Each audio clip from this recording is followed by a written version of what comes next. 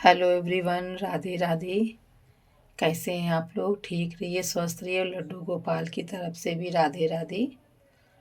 आज हम लड्डू गोपाल के बारे में यानी उनकी भक्ति के बारे में हम बताएंगे कि कैसे प्रेम हो जाता है लड्डू गोपाल की सेवा करते करते। उनमें एक भाव कैसे जाग जाता है, जो मतलब होता है नहीं है कि एक सेवा करते हैं बच्चे की, तो एक माँ के प्रति क्या वो होता है जिससे प्रेम जागता है। वैसे ये लड्डू गोपाल की प्रेम की बातें करते हैं आज हम। देखिए, बहुत से लोग हैं जो लड्डू गोपाल को सिर्फ रख लेते हैं, मगर पूरी श्रद्धा से उनकी सेवा नहीं कर पाते हैं, न नहला पाते हैं, न टाइम से भोग लगाते हैं, और ना ही उनका श्रृंगार करते हैं। देखिए, अगर आप लोग लड्डू गोपाल का भाव रूप देखना चाहते हैं, श्रद्धा भाव देखना चाहते हैं, तो अपने घर में अगर लड्डू गोपाल जी को विराजमान किया है तो उनका अच्छे से ध्यान रखिए।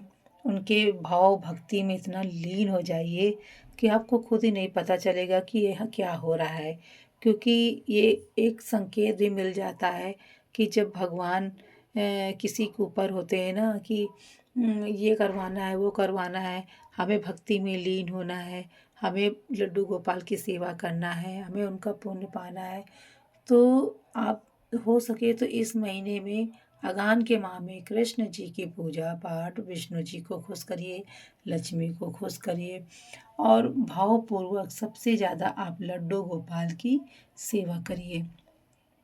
जो व्यक्ति लड्डू गोपाल की सेवा करता है, कष्ट बहुत आते हैं। ये आप सुनेंगे प्रेमानंद महाराज जी की कथा में। मैं डेली सुनती हूँ उनकी कथा।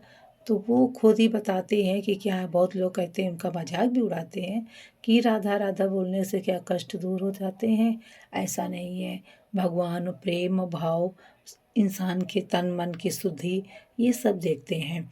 राधा राना कहने से कोई लखपति करोड़पति नहीं बन जाता है, लेकिन एक भाव होता है अंदर से इंसान का, जो उनके कष्ट होते हैं दूर होते हैं। ऐसा नहीं है कि हमने एक दिन में राधा राधा बोल दिया तो हम करोड़पति बन जाएंगे।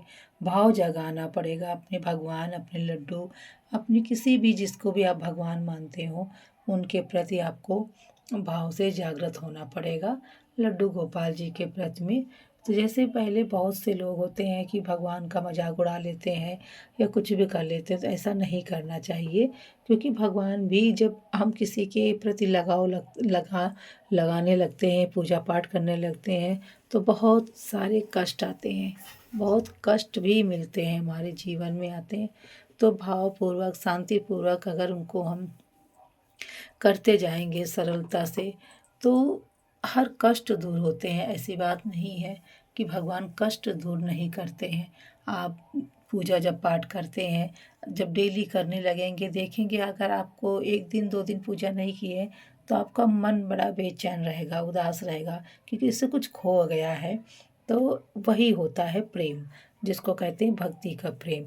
तो आप लोग खूब लड्डू गोपाल की सेवा करिए, कृष्ण की सेवा करिए, और ज़्यादा से ज़्यादा हो सके आप प्रेमानंद महाराज जी की कथा सुनिए।